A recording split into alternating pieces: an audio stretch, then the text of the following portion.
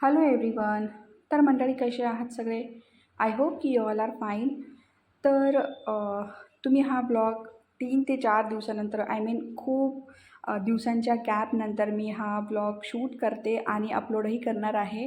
ह्याचं कारण असं की मी तुम्हाला आधीच्या ब्लॉगमध्ये ऑलरेडी सांगून ठेवलेलं की मी दसऱ्यासाठी गावी जाणार आहे आणि आमच्याकडे ना रेंजचा खूप जास्त इश्यू येतो आहे. त्यामुळेच मग मी सुट्ट्या काढून गेले होते, म्हणजे मला ऑफिसचं जास्त तामझाम वगैरे नाही राहता येणार, कारण 4 दिवसाच्या सुट्टी वर जाणार होते मी आणि मध्येच सॅटर्डे संडे आला, त्यामुळे मग मला एवढा ताणही नव्हता. तर झालं असं की गावाकडे प्रचंड पाऊस होता 4ही दिवस आणि आम्ही ना सगळे मिळून, म्हणजे माझ्या नणंदबाई, त्यांची मुलं, त्यांच्या मुलांनाही सुट्ट्या वगैरे लागल्या होत्या.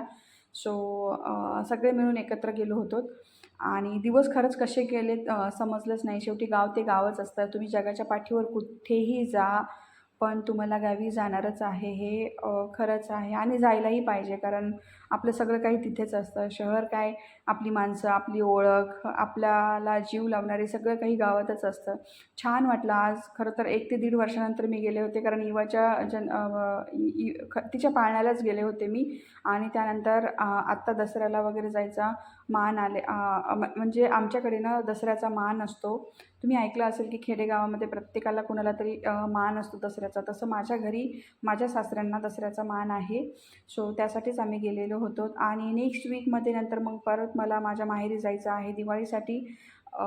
सो त्यामुळे मग कसं झालं की घरातलं थोडंसं सामान संपलं होतं, पण काही काही मोजक्याच वस्तू घ्यायच्या होत्या मला. तर तेच मी इथे शोधत होते, कारण जास्तही वस्तू घ्यायला नको, कारण मी एकदा गेल्यानंतर 1 महिना परत येणार नाही आहे आणि मग त्या खराब व्हायला वगैरे नको. बट काही गोष्टी मला लागणार होत्या, जसं इवाचं सेरेलॅक वगैरे संपलेलं होतं.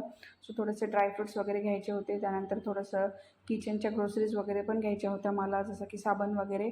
सो ह्या एक एक वस्तू मी घेतल्यात आणि तुम्ही बघू शकता की इवाला मी इथे बसवलेला आहे ट्रॉलीमध्ये, कारण मी तिला खाली अजिबातच नाही सोडू शकत. माझं लेकरू खूप जास्त गुणाचं आहे, म्हणजे इतकं की ती ट्रॉलीमध्ये बसल्यानंतरसुद्धा तिला काही ना काहीतरी ओढायचं असतं, काही ना काहीतरी घ्यायचं असतं.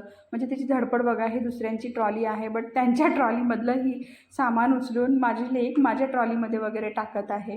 म्हणजे न झालं असं की आम्ही जिथेही आजकाल जात आहोत ना, ट्रेंड्स म्हणा किंवा इतर कुठलेही शॉप्स म्हणा किंवा नॅशनल मार्ट म्हणा, इवामुळे ना सगळे आमच्या ओळखीचे वगैरे झालेले असतात आणि दुकानं, म्हणजे ट्रेंड्समध्ये तर असं झालं की गेल्याबरोबर ते आम्हाला रिक्वेस्ट करतात की मॅडम प्लीज तुमच्या बाळाला उचलून घ्या, अदरवाईज ना आमचं काम वाढवून ठेवते ही मुलगी. असं त्यांची चूकही नाही, कारण ते तरी बिचारे किती काम करते. सो म्हणून मग माझ्या इवाला मी असं जुगाड वगैरे करून ट्रॉलीमध्ये वगैरे ठेवते.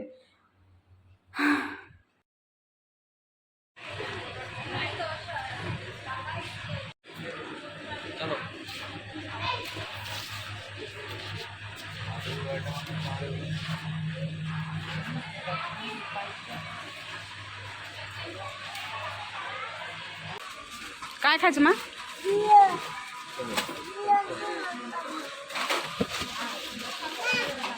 चिन्ह घेतलंय बघा. तुला मला तुला नको नको नको तुला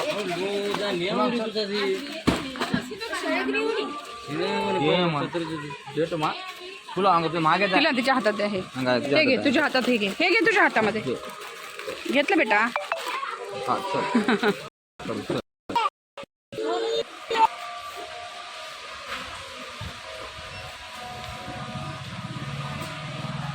आहो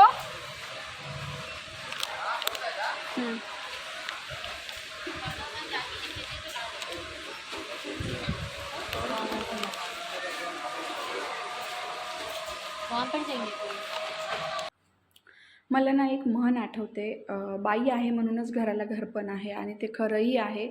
कारण 4च दिवस मी घरामध्ये नव्हते आणि खरं तर इतकी धूळ साचली होती ना की बसाबसंही वाटत नव्हतं.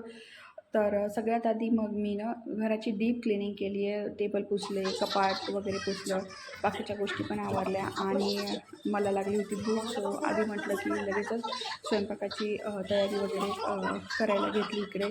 इवासाठी खिचडी करायची होती. सो त्यानंतर आमच्या दोघांसाठी मी इडलीचं बॅटर मार्केटमधून आणलं होतं. काही नाही, सिंपल डोसे करणार होते मी आणि दह्याची चटणी, कारण मलाही बरं वाटत नव्हतं. ॲक्च्युली तुम्हाला माझ्या आवाजावरून समजतच असेल, बट मीच जर झोपून राहिले तर ह्यांना खायला प्यायला कोण देणार. आणि इवाचं कसं होणार, त्यामुळे मग उठले आणि लगेचच आवरायला घेतलं. इथे मस्त मिरची वगैरे स्वच्छ धुवून घेतली, लसूण वगैरे हे करून घेतला आणि लगेचच मी इथे ना चटणी बनवण्याची तयारी केली. त्यासाठी सगळ्यात आधी मी मिरच्या वगैरे भाजल्या लो फ्लेमवरती.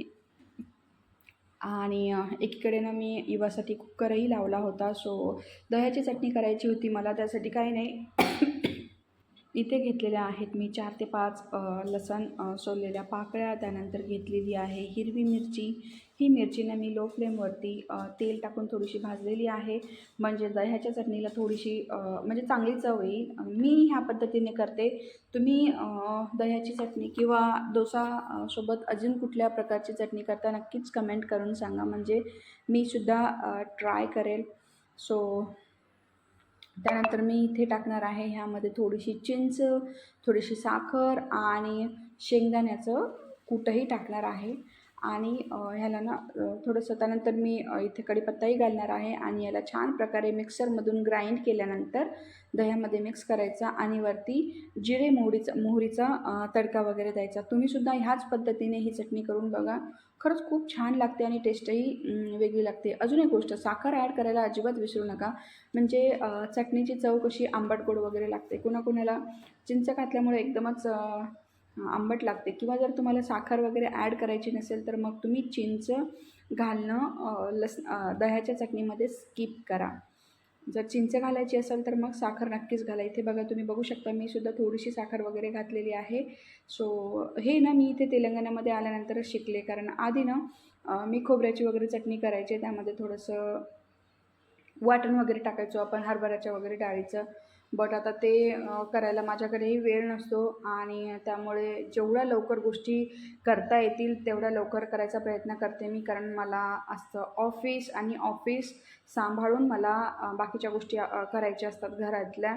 कारण ना माझ्याकडे सध्या बाई नाही आहे. आमच्याकडे ना आजकाल असं झालं आहे की कुठलीच बाई टिकत नाही आहे. ती 2-4 दिवस काम करते, ॲडव्हान्स वगैरे घेते आणि पळून जाते. मग झालं असं की कपडे वगैरे तर मी वॉशिंग मशीनलाच लावते. झाडायला एक बाई आहे, ती मध्ये-मध्येच येते, मध्ये-मध्येच जाते. त्यामुळे मग मी आजकाल तर तिलाही काढूनच टाकलं. सो जसं मला मॅनेज होते तसं सगळ्या गोष्टी मी घरीच करायचा प्रयत्न करते. सो तुम्ही बघू शकता की इथे ना मी दह्याच्या चटणीसाठी जे मिक्सर आहे ती मस्तपणे बारीक मिक्सरमधून ग्राइंड करून घेतलेलं आहे आणि 2 वाटी दह्यामध्ये मी ना हे टाकणार आहे आणि याला छान प्रकारे असं मिक्स करून घ्या, म्हणजे एक जीव होईल आणि हे जे वाटण आहे ना ते दह्यामध्ये छान प्रकारे मिक्स होईल. त्यानंतर थोडंसं मीठही ॲड करा आणि लगेचच ह्यामध्ये ना जिरे मोहरीचा तडका वगैरे टाकायचा आहे आपल्याला. त्यासाठी थोडं एका पॅनमध्ये मी थोडंसं ऑइल घेतलेलं आहे. ऑइल मस्तपणे कडकडून तापू द्या. त्यानंतर थोडं जिरं, थोडं मोहरी, कढीपत्त्याची 4 पानं, त्यामध्ये थोडेसे तीळही ॲड करू शकता तुम्ही आणि त्या चटणीमध्ये टाका आणि थोडंसं फ्रीजमध्ये ठेवल्यानंतर अजूनच चव छान लागते. ही माझी पद्धत सांगते मी.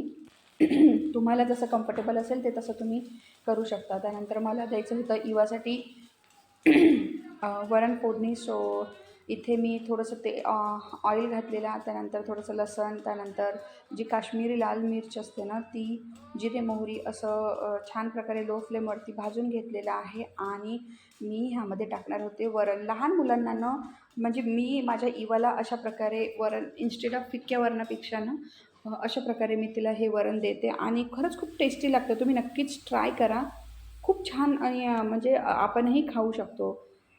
तुम्ही तूपही वरतून जर तुम्हाला ॲड करायचं तर ॲड करू शकता.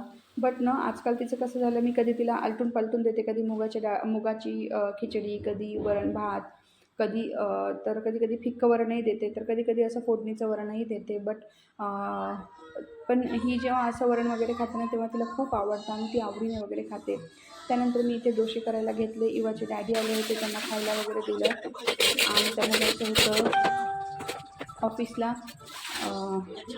थोडंसं काम आलेलं होतं. सो जेवण केल्यानंतर लगेचच त्यांना चहाही करून दिला आणि स्वयंपाक वगैरे झाल्यानंतर मी लगेचच किचन ओटा क्लीन करायला घेतलेला, कारण 4-5 दिवस घरात नव्हते त्यामुळे थोडंसं असं हे झाला होता, खराब झाला होता. आणि कसं किचन ओटा बेसिन जेव्हा स्वच्छ असतं, कारण आपण त्यामध्ये भांडे वगैरे ठेवतो, तर ते चांगलं असतं, म्हणजे किडे वगैरे होत नाहीत आणि वासही येत नाही. अजून एक गोष्ट, बेसनमध्ये वास येऊ नये म्हणून मी काय करते, आठवड्याला एकदा त्यामध्ये गरम पाणी, थोडंसं मीठ, थोडंसं खायचा सोडा जो असतो ना, बेकिंग पावडर किंवा बेकिंग सोडाही तुम्ही टाकू शकता गरम गरम.